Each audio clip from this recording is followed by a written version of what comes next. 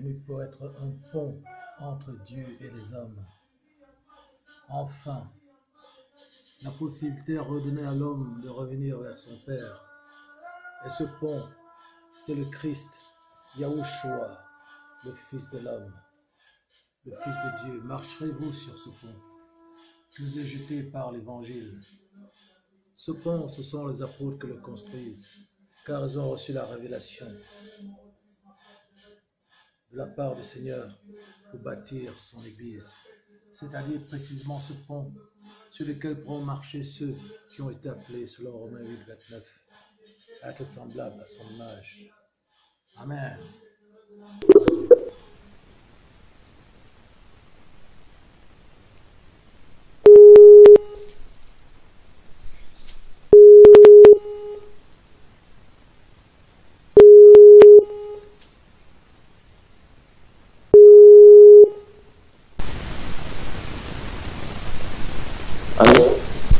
Monsieur Loïc, je me demandais si tu étais connecté parce que je ne te voyais pas connecté, donc j'ai attendu un petit peu. Ça va? Ouais, ça va, ouais. Très bien. Tu n'as pas de vidéo là? On peut pas te voir? Ou alors tu es trop moche pour qu'on te voit aujourd'hui?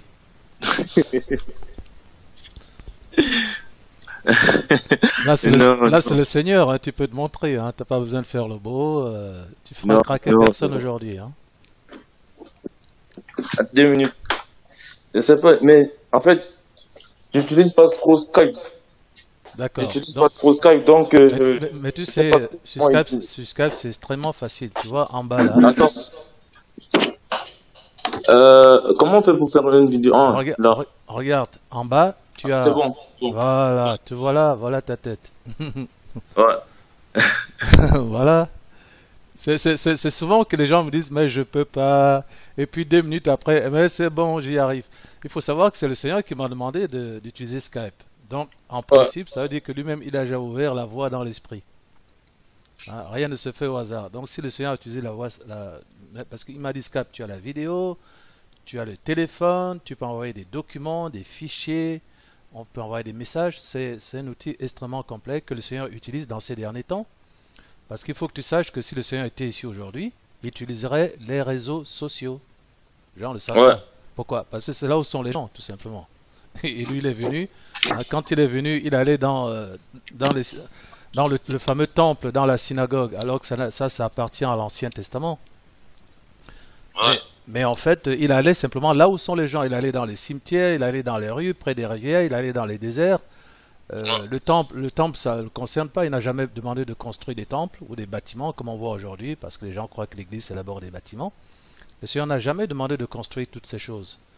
Hein, à l'époque du Seigneur et même après, les gens se réunissaient dans les maisons. Et c'est ce que les synagogues. Ouais. Non mais les synagogues avant. Ouais. Oui. Je dis les synagogues avant, c'est ça qu'ils appellent les églises maintenant. Oui, mais justement, c'est une grosse bêtise parce que les synagogues appartiennent à l'Ancien Testament. Ah oui, voilà. Mais oui. D'abord, c'était pas c'était là. Hein. C'est pas les temples, c'était le temple. J'ai entendu une fille vouloir justifier, défendre son pasteur qui fait que construire des grandes églises luxueuses avec des grands hôtels. En disant, mais même au temps de Christ, il y avait des temples. Tu mens, ma sœur. Il y avait le temple. Et ce temple-là, il existait avant que Christ n'arrive sur la terre. Ça appartenait aux Juifs, aux pharisiens. Donc c'est pour te dire. Donc le Seigneur enseigne dans les maisons. L'évangile est rempli de ça. Tous les miracles que le Seigneur a fait, c'était dans les maisons. Il y a une fois, ils ont fait la maison était tellement pleine. Le Seigneur est entré dans une ville. On a annoncé que le Seigneur est arrivé. Imagine qu'on annonce que le Seigneur arrive aujourd'hui dans ta ville. Les gens vont louer ils vont louer le plus grand. S'il faut aller louer le stade de la ville, ils vont louer le stade. Mais le Seigneur était dans la maison.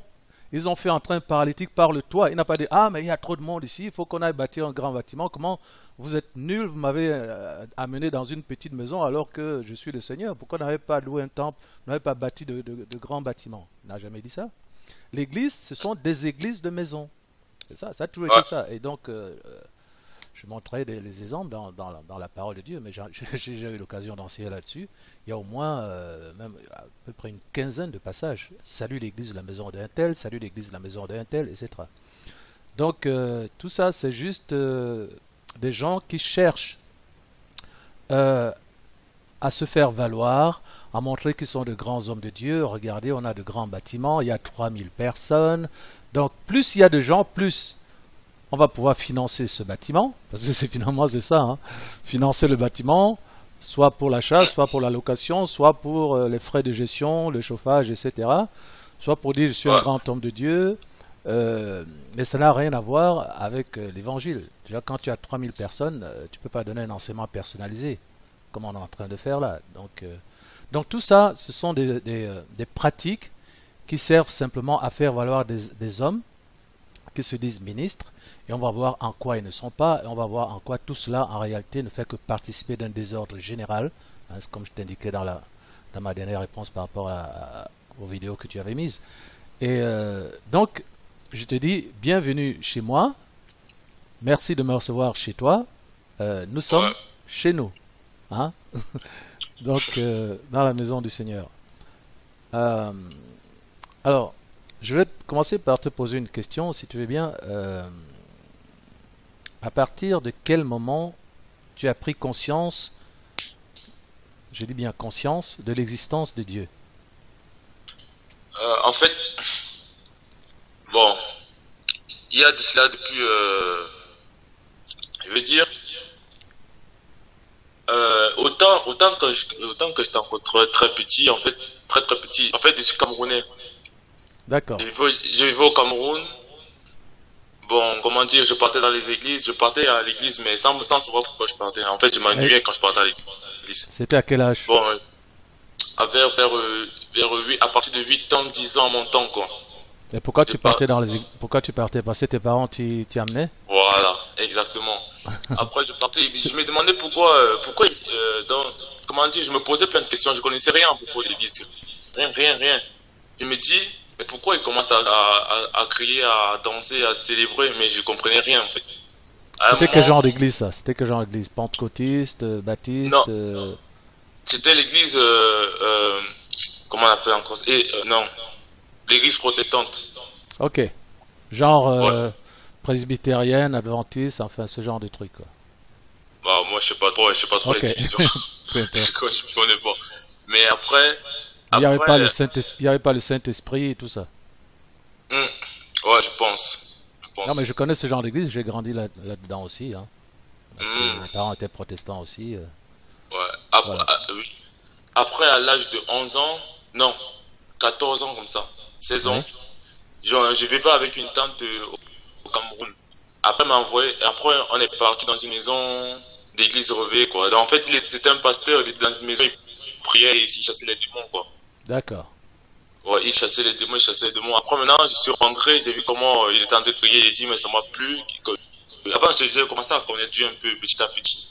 J'ai commencé à prier moi aussi, mais en fait, je voulais un peu l'imiter, quoi.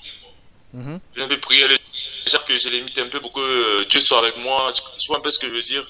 Pour que Dieu Ouais. soit avec moi un peu, mais ça n'arriva à rien. Ça n'arriva à rien. En fait, je faisais tout ça pour rien. Mais par contre, au fond de mon cœur, je savais qu'il existait et et je l'aimais. Avant maintenant, je suis arrivé en France. J'ai vu plusieurs vidéos sur ce qui se passe en ce moment, les périodes d'Illuminati, les trucs, D'accord. il y a des démons partout, qu'il faut se repentir. Après, j'ai vu une vidéo de, euh, de Jésus-Christ TV, je sais pas si tu connais. Oui, bien sûr. Oh là là, il est connu comme le loup blanc, lui. Jésus-Christ TV, j'ai commencé à regarder cette vidéo. Georges Bon, il Nama. dénonçait les stars. Voilà, Georges Naman. Il dénonçait les stars sataniques. Il évangélisait comment se libérer de toutes sortes du péché, donc des trucs comme ça, quoi. Avant, j'ai Mhm. commencé aussi à prier, à prier. En plus aussi, je vous ai vu, vous aussi, vous Alors, dénoncez des... attends. Avant d'arriver là, quand tu dis que tu as commencé à prier, qu'est-ce que tu Ouais, entendais par là? C'était quoi tes prières exactement? bon, mes prières étaient que je me délivre d'abord du péché dont je suis assujetti. Que? Parce que j'ai demandé à Dieu de me délivrer du péché dont je suis assujetti. D'accord. Voilà, le péché dont je t'ai parlé. Bien sûr. Ouais, parce que en fait, je suis esclave ça, je ne le cache pas, et je veux qu'on me délivre, quoi. C'est bien. Euh, Bon, maintenant, euh, comme des livres. Et maintenant, j'ai regardé des évangiles et tout. La parole me dit lutter contre l'ennemi, des trucs, mais j'arrive pas à prier. Comment dire? Je prie peut-être 2 jours, 3 jours, j'arrête. Mais ça, quand tu pries, tu parles à Dieu, tu dis quoi? Tu dis délivre-moi de voilà, exactement. Mais ça ne marche pas. En fait, je crois que moi, c'est plutôt moi le problème parce que moi, je suis pas trop fort. Je sais pas comment expliquer. Bon. D'accord. Donc, Ouais. tu penses que ta prière là, elle ne fonctionne pas parce que c'est toi qui n'es pas assez fort. Ouais, D'accord. exactement. Et ton esclavage sexuel. Alors, la Bible dit confessez vos péchés les uns aux autres Mm. et priez les uns pour les autres afin que vous soyez guéris. Donc, ce que tu fais là, peut-être tu ne le sais pas, mais c'est extrêmement puissant, puisque sans même probablement l'avoir lu quelque part, Ouais. tu es en train de faire la volonté de Dieu. J'aimerais que tu aies une Bible à côté de toi, si c'est possible, ou alors si tu as la Bible en ligne, je ne sais pas comment tu débrouilles. Attends, Euh, je vais chercher. oui, s'il te plaît.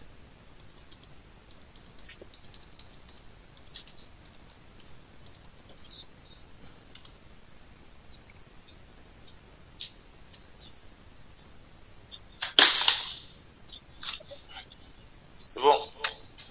Ok. Ouais.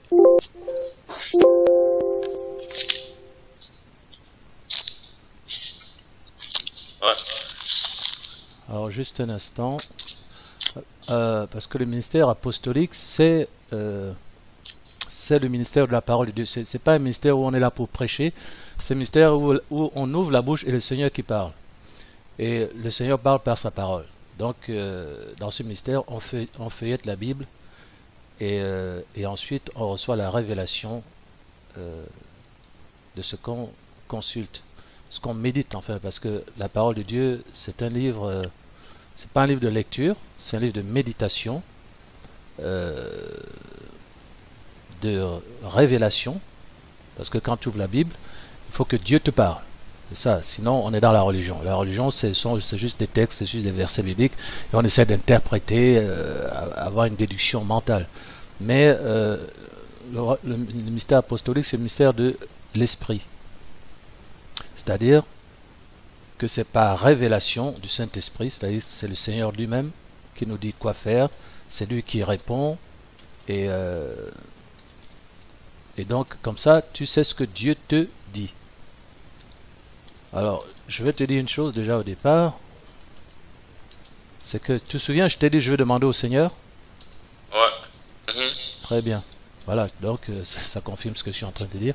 Eh bien, c'est hier, le lundi, que le Seigneur est venu assister autour de midi. Il m'a dit, voilà ce que tu vas dire à Loïc. Il m'a proposé un PDF de 27 pages. Donc, le Seigneur te connaît. Il a entendu ta Ouais? prière. Ah oui, donc si il est venu me voir en disant, voilà, moi je t'ai dit, je vais demander au Seigneur. Donc, si c'était par moi-même, je ne t'aurais pas dit ça. Je vais dire, Bibier, mon petit Loïc, tu vas voir comment je suis un grand apôtre, je vais régler ton problème en 2 temps, 3 mouvements. Hein? Ouais. C'est pas ce que j'ai fait. J'ai dit, je vais parler au Seigneur. Et donc, c'est le lundi que le Seigneur m'a répondu. Donc, c'est pour dire que si le Seigneur m'a répondu, c'est qu'il m'a montré Loïc, il m'a dit, voilà ce que tu vas lui dire. Donc, le Seigneur te connaît. Il a entendu ta petite prière là, dont tu dis qu'elle est nulle, qu'elle n'est pas assez efficace. Ça, c'est un mensonge de Satan. Hein. Parce que, comme on va sans doute le voir tout à l'heure, quand tu demandes quelque chose à Dieu, c'est parce que c'est Dieu qui est fort et toi tu es faible. Ouais. Oui. Tu as juste zappé le truc. Hein. Donc c'est normal que toi tu sois faible. Et c'est parce que tu es faible que tu t'adresses à Dieu. Donc tu ne peux pas t'adresser à Dieu et espérer être fort. Non, si tu t'adresses à Dieu, c'est parce que c'est Dieu qui est fort. Maintenant, ce que tu n'as pas reçu, au moment où tu l'as demandé, c'est la réponse. Parce que Dieu a mis en place un mode de fonctionnement pour répondre aux problèmes que lui posent les êtres humains. Il y a beaucoup de conditions là-dedans. Mais en tout état de cause, quand tu ne connais pas Dieu, hein, comme tu étais là, dans ta situation, et que tu cries à Dieu, on va voir ce que Dieu fait. Hein. Mais d'abord, je veux te montrer bibliquement que ce que tu es en train de faire est correct. Parce que là, toi, tu crois que tu es complètement nul, noyé, tu ne vaux pas grand-chose. Ben, le Seigneur va te dire exactement le contraire. Regarde d'abord, le fait que tu viennes, tu me décrives ton péché sexuel, tu vas me donner en détail encore tout à l'heure, c'est pour ça que je te montre ce passage. Déjà, tu es dans la volonté parfaite de Dieu. Tu ne savais pas ça. Non. Regarde ce qui est écrit dans Jacques chapitre 5, versets 16 à 18. Jacques. Voilà. Jacques. Donc c'est après les évangiles, c'est après les épîtres de Paul. Après l'évangile de Luc, non? Non, c'est après tu passes les évangiles, tu passes le livre des Actes, tu passes les épîtres de Paul, Romains, Corinthiens et tout ça, c'est après, c'est derrière.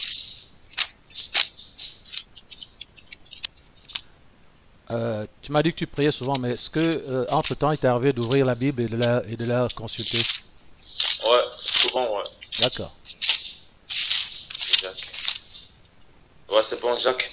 Jacques, chapitre 5. Et puis. Non, Jacques. Oui, épître de Jacques. Oui. Oui. Épître de Jacques, Ouais, épître de Jacques. chapitre 5, verset Ouais, 16. Verset 16, ouais. À 18, on va dire. Confessez donc vos péchés les uns aux autres et priez les uns pour les autres, afin que vous soyez guéris. La prière fervente du juste a une grande efficace. Élie était un homme de la même nature que nous. Il pria avec intense pour qu'il ne plût point, et il ne tomba point de pluie sur la terre pendant 3 ans et 6 mois. Puis il pria de nouveau, et le ciel donna de la pluie, et la terre produisit son fruit. Voilà. Donc tu as deux principes ici. Le premier principe, c'est que ce que tu es en train de faire est exact. C'est pour ça que le Seigneur m'a envoyé. C'est parce que le Seigneur, dans ta faiblesse, justement, comme tu dis, il a lu la sincérité de ton cœur. Dieu ne demande à personne d'être fort. Ça, c'est un mensonge. Dieu veut que nous soyons sincères. Pas la même chose. D'accord? Donc, Ouais. suppose que tu es un enfant et que ton enfant vient te dire, papa, j'ai besoin de telle chose, j'ai besoin de telle chose.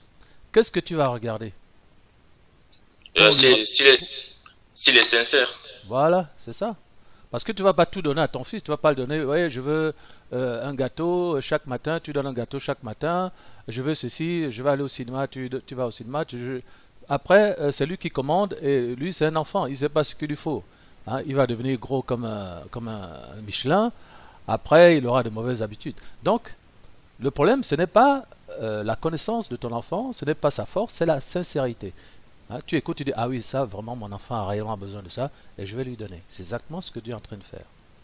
Maintenant, quand on ne connaît pas Dieu, comme toi, et qu'on s'adresse à lui, qu'est-ce qu'il fait? Et c'est ce qu'il est en train de faire actuellement. Regarde, c'est dans Philippiens chapitre 4, verset 6. Philippiens chapitre 4, ouais.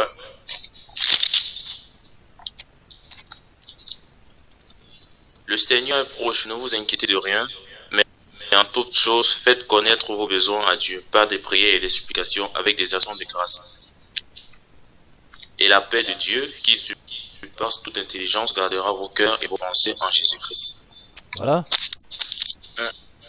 Donc, c'est exactement ce qui s'est passé. Et ce qui est remarquable dans ce verset, c'est que tu peux le confirmer, le Seigneur ne te répond pas directement par rapport à tes besoins. Qu'est-ce qu'il fait? Il envoie ton cœur et tes pensées en son fils Yahushua. Cela veut dire que vous tous qui venez vers moi là, hein, quasiment tout le monde prie, même les païens, ils disent mon Dieu. Hein. Mais le problème c'est quoi? C'est que la plupart des gens rejettent le Christ comme le Fils de Dieu, comme celui que Dieu a envoyé pour le salut de l'humanité, pour répondre aux problèmes de l'humanité. Quand le Seigneur est sorti des eaux du baptême de Jean, une voix s'est fait entendre du ciel, il a dit, celui-ci est mon fils en qui j'ai mis toute mon affection. Toute c'est quoi?